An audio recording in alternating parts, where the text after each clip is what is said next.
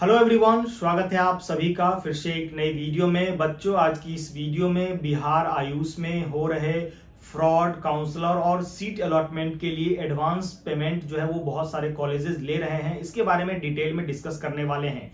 MBBS में बिहार के counsellor कैसे फ्रॉड करते हैं उस पर मैंने एक स्पेशल वीडियो जो है वो बना दिया है।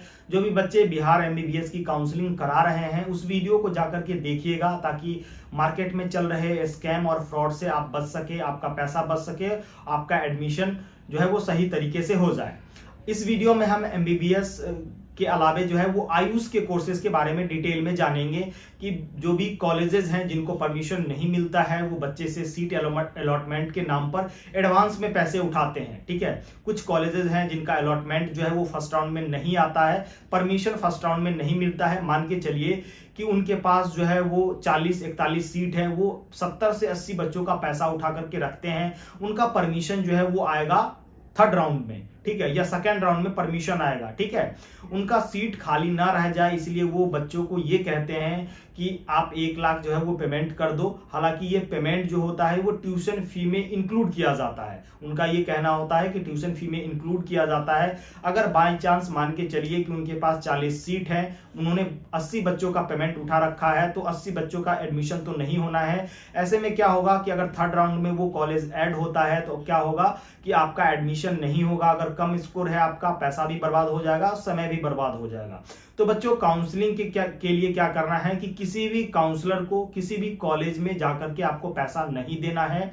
जो भी एडमिशन होता है, एमबीबीएस हो या बिहार के आयुष, बीएचएमएस, बीयूएमएस या BAMS colleges, all India quota हो या अदर स्टेट हो, जो मेडिकल कोर्सेस हैं उसमें मेरिट बेस्ड एडमिशन होता है। आपको काउंसलिंग में पार्टिसिपेट करना पड़ेगा, काउंसलिंग के थ्रू सीट अलॉट होगा, अलॉटमेंट लेटर लेकर के आपको डॉक्यूमेंट वेरिफिकेशन सेंटर पर जाना होगा, तभी आपका एडमिशन होगा। कहीं भी डायरेक्ट एडमिशन जो है वो नहीं होता है, और किसी कॉलेज में आपको सीट बुकिंग के नाम पे या एडवांस बुकिंग के नाम पर पैसा जो है वो नहीं देना है। बहुत सारे ऐसे भी कॉलेज हैं जो ये कहते हैं कि कितना भी नंबर हो आप 1 लाख जमा करो, मैं आपका एडमिशन जो है वो करवा दूंगा। बच्चों, डायरेक्ट एडमिशन नहीं होता है, काउंसलिंग के थ्रू जो है आपको गुजरना पड़ेगा। काउंसलिंग में आपको सीट अलॉटमेंट होगा, तभी आपका एडमिशन जो है वो होगा। बहुत सारे ऐसे भी काउंसलर्स हैं जो आपका फॉर्म फिलअप करेंगे, फॉर्म फिलअप के टाइम में वो अपना ईमेल आईडी और फोन नंबर दे देंगे। सारी चीजें ओटीपी से प्रोसेस होती है। बाद में अगर आप उनको पैसा नहीं देते हो या पैसा का डिस्प्यूट हो जाता है आपके और उनके बीच, तो बाद में क्या होगा कि आपको वो ओटीपी वगैरह नहीं बताएंगे, दोबारा रजिस्ट्रेशन आप नहीं कर पाओगे। ऐसे में क्या होगा कि आप काउंसलिंग उस स्टेट में जो है वो नहीं करा पाओगे बिना रजिस्ट्रेशन, यूजर आईडी और पासवर्ड के। तो बहुत सारे ऐसे काउंसलर्स ये काम भी कर रहे हैं।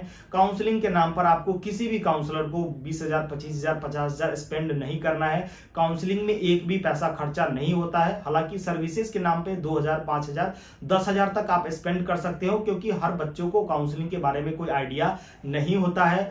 बच्चों, आपको एडमिशन के नाम पर या सीट अलॉटमेंट के नाम पर 100% मैं आपको सीट दिलवा दूंगा, कितना भी स्कोर है। तो इस तरीके से कोई भी काउंसलर या कोई भी कॉलेज आपको कहता है तो उनको पैसा आपको नहीं देना है, एक भी पैसा नहीं देना है। आपको काउंसलिंग प्रोसेस के थ्रू गुजरना है, और किसी भी कॉलेज को अपना यूजर आईडी, पासवर्ड वगैरह जो है वो मत दीजिए। जिस काउंसलर के थ्रू काउंसलिंग करा रहे हैं या जिस काउंसलर पर आपको ट्रस्ट है, बस उन्हीं के साथ ये शेयर कीजिए। नहीं तो क्या होगा कि वो क्या करेंगे कि और भी चॉइस फिलिंग वगैरह में गड़बड़ कर देंगे, ये दिक्कत कर देंगे, बाद में आपको परेशानी का सामना करना पड़ेगा।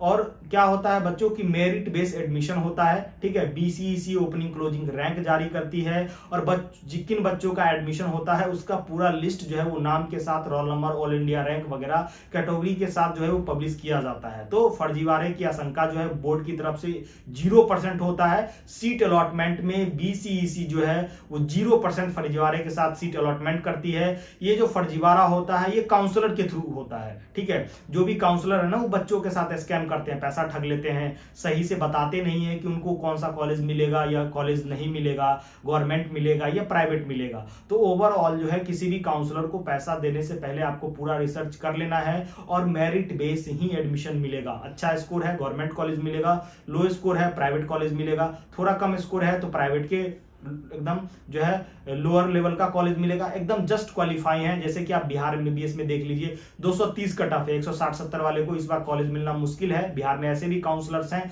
जो 1 लाख 1.5 लाख लेके ये दावा कर रहे हैं कि मैं आपको कॉलेज दिलवा दूंगा। ठीक है बच्चों, तो ऐसा बिल्कुल भी नहीं करना है और पैसा तो बिल्कुल भी नहीं देना है। सेफ रहिए, सतर्क रहिए, सावधान रहिए, ठीक है। अपने समय और अपने पैसे दोनों को बचाइए। चलिए मिलते हैं नेक्स्ट वीडियो में नेक्स्ट अपडेट के साथ, तब तक के लिए जय हिंद, थैंक्स फॉर वॉचिंग।